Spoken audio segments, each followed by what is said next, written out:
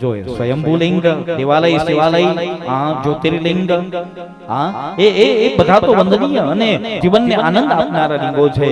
પણ અમારા મહાપુરુષો એમ કે કળિયુગની અંદર પાર્થિવ લિંગની પૂજા એ શ્રેષ્ઠ માનવામાં આવે. હવે પાર્થિવ લિંગ પોતાએ બનાવેલું લિંગ, માટીનું બનાવેલું લિંગ.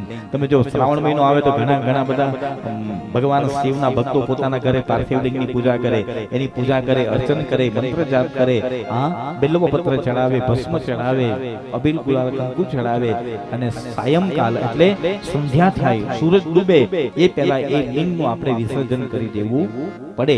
એને પાર્થિવ લિંગ કહેવાય.